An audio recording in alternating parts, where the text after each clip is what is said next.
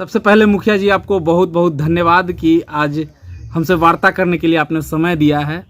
मुखिया जी, अभी बिहार में सबसे बड़ी समस्या एजुकेशन को लेकर के आती है और बिहार में खास करके वैशाली जिला में एकमात्र केंद्रीय विद्यालय जो 22 वर्षों से अपनी भूमि तलाश रही थी, अपना भूमि नहीं था, और डीएम साहब के अथक प्रयासों से आज केंद्रीय विद्यालय को अपना भूमि मिल गया है। क्या कहेंगे इस पर? पहले तो आप लोगों को धन्यवाद देते हैं। और ये रामविलास पासवान हमारे यहाँ एमपी थे, मंत्री बने, और उन्होंने जो विकास का काम किया हाजीपुर के अंदर में, उसमें एक विकास ये भी है कि केंद्रीय विद्यालय उन्होंने खुलवाने का काम किया। हम लोग काफ़ी खुश थे उनसे और आज भी उनसे हैं। और उसके बाद ये 22 साल जो समय गुजर गया, इस 22 साल में उस केंद्रीय विद्यालय के लिए बहुत लोगों ने प्रयास किया, लेकिन कहीं कुछ नहीं हो सका। लेकिन हमारे ज़िले में जो हमारे अभी जिला समाहर्ता हैं, जो कलेक्टर साहब हैं, हमको लगता है कि ऐसा कलेक्टर हर ज़िला में हो जाए तो एजुकेशन, भ्रष्टाचार, काम पीछे पड़ जाएगा। काम ही नहीं मिलेगा करने के लिए।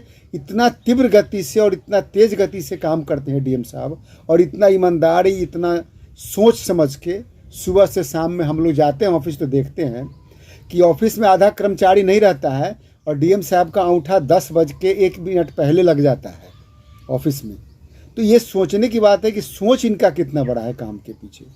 ये केंद्रीय विद्यालय का जो इन्होंने ज़मीन उपलब्ध कराया, ये तो इनके हम लोग अगर कितना हो भी इनको धन्यवाद दे, कितना हो भी शुभकामना दे, कितना हो भी इनके प्रति हम लोग सहानुभूति रखें, वो कम है हम लोग के लिए, इस जिलावासी के लिए। इस जिला के तमाम लोगों को इनको धन्यवाद देना चाहिए कि ऐसे कलेक्टर हम तो चाहेंगे कि जब तक ये कलेक्टर हैं तब तक यहीं कलेक्टर रहे, कहीं नहीं जाएं। अब सरकार की पॉलिसी है, अदल बदल करना वो अलग चीज़ है, लेकिन हम लोग चाहते हैं, डिमांड करते हैं जिला के वासियों की तरफ से कि ऐसे कलेक्टर को यहीं रहना चाहिए, वैशाली में ही रहना चाहिए। वैशाली की जननी है, वैशाली एक गौरवशाली, पूरे देश ने, दुनिया जानता है वैशाली को। आज आप देखते हुए कि वैशाली में वो एक सपूत स्तंभ बन रहा है, जो उसमें रूटीन वर्क जाते हैं वो उसकी विजिट करने के लिए, महीना 15 दिन साप्ताहिक विजिट करते हैं, और विजिट करके उसको आज काम रूप दे दिए। पूर्णतः वो काम हो चुका है, कंप्लीट हो चुका है। और जिस काम कोई पकड़ते हैं ना, हमको लगता है कि ये घर में इतना मेहनत नहीं करते होंगे जितना मेहनत ये ऑफिस में आगे करते हैं। डीएम साहब के लिए आप बड़ी बात कह दी है, लेकिन इसी वैशाली जिला में डीएम साहब के जो यशपाल मीणा है अभी वर्तमान डीएम साहब, उनके खिलाफ कई षड्यंत्र हुए। कभी सीओ लोग उनके खिलाफ धरना में बैठ जाते हैं, कभी एक मुखिया है बिहार में, युवा मुखिया है, पढ़े लिखे शिक्षित है, और उन्होंने उनके खिलाफ मोर्चा खोल दिया कि डीएम साहब तो मिलते ही नहीं है, हमारी बातें नहीं सुनते हैं। रह गया सीओ का सवाल जो आपने उठाया, पूरे जिला में कोई ऐसा धोखा से ही कोई सीओ होंगे, उसको परसेंटेज में नहीं कहा जा सकता है, नहीं तो बिना पैसा लिए कोई मोटेशन नहीं करते हैं, कोई परिमार्जन उनके कर्मचारी नहीं करते हैं। उनके यहाँ कोई फाइल होता है ज़मीन संबंधित, वो बिना पैसे के नहीं करते हैं। तो सीओ जब धरना दिए थे पूरे ज़िले में, तो हम लोग को बहुत आश्चर्य लगा कि भाई सीओ में क्या सैद्धांतिक गुण है, सीओ कहाँ से आ गए ये गंगा जल के धोए हुए जो ये डीएम साहब के खिलाफ बैठ रहे हैं। हम लोग को तो बहुत चिंता लगा, लेकिन डीएम साहब तो बड़ी अच्छे लोग हैं, सामाजिक, व्यवहारिक, सामाजिक और कलेक्टर हैं ही, तो उनमें हर गुण पड़ा हुआ है, पूरा पूर्ण है। इसलिए उन्होंने उस धरना को भी ख़त्म कराया, और फिर सीओ को ये लगा कि नहीं हम गलत कर रहे हैं, उन्होंने धरना वापस कर लिया। और वो अच्युत बिल्कुल नहीं उचित था।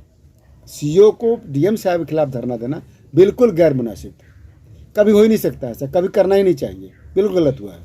वैशाली जिला के एक मुखिया जी हैं, वो भी तो उनके खिलाफ मोर्चा खोले। नहीं कुछ बोलेंगे, मुखिया जी बहुत पढ़े लिखे मुखिया जी हैं, हमारे बहुत पढ़े लिखे मुखिया जी हैं वो, उनके बारे में हम कुछ नहीं बोलेंगे। आप देखे होंगे आप कार्यक्रम भी देखे होंगे और कार्यक्रम आगे भी देखिएगा। और ये कार्यक्रम क्या किए नहीं किए हम लोग को तक कोई जानकारी उनका नहीं पहुंचा। हम लोग के कभी कोई शेयर नहीं किए। हम लोग जिला मुखिया संघ के अध्यक्ष होने के नाते जब भी मीटिंग बुलाए हैं तो हम लोगों ने उनको मैसेज करते थे, लेकिन किसी मीटिंग में वो न प्रखंड की मीटिंग में बैठते थे न कभी जिला की मीटिंग में बैठते थे।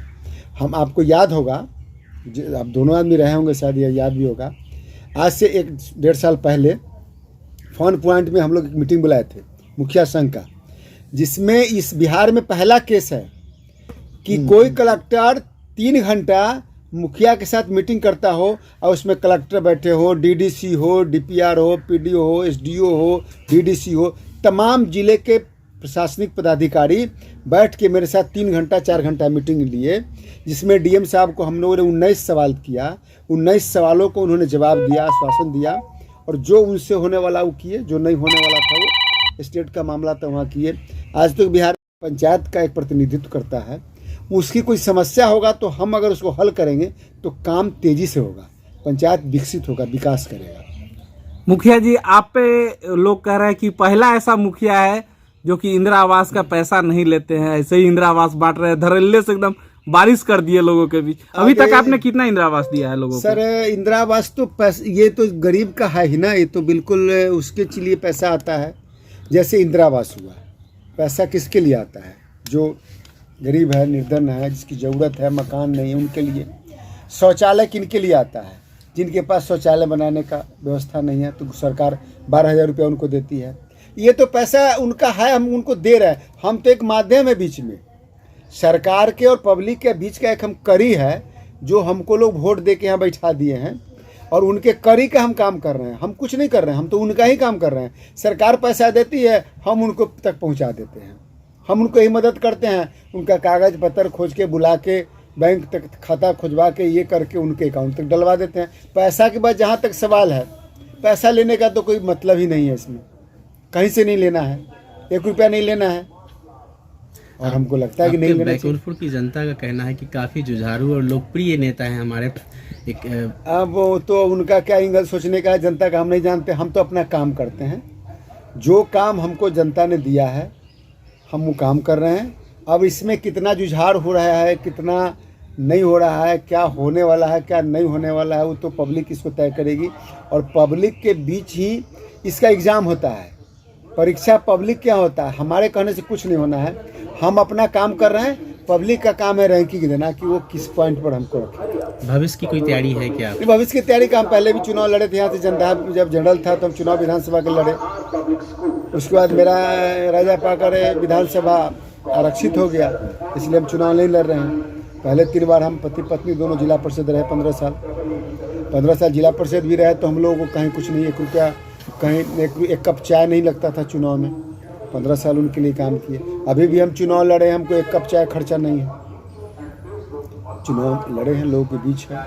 अंत में डीएम साहब के लिए क्या कहेंगे? डीएम साहब के लिए बहुत बहुत बधाई, बहुत बहुत धन्यवाद, बहुत बहुत शुक्रिया, और जनता और इस वैशाली ज़िले की ओर से बहुत बहुत बधाई देंगे कि उन्होंने हमको ऐसा चीज़ दिए हैं जिससे आने वाला पीढ़ी याद रखेगा उनको। रामविलास पासवान हमारे लीडर थे, हम उनके नेतृत्व में सब दिन काम किए, और उन्होंने एक केंद्रीय विद्यालय हमको दे के गए, लेकिन ज़मीन नहीं उपलब्ध हो सका ये 20-22 साल में। उस ज़मीन को उपलब्ध करा के डीएम साहब ने इस ज़िले पर बहुत बड़ा एहसान किए हैं। हम उनका शुक्रगुजार हैं। उनको हम आदाब सलाम प्रणाम करते हैं कि ऐसे आदमी को हमारे ज़िला में 5-10 साल और रहना चाहिए।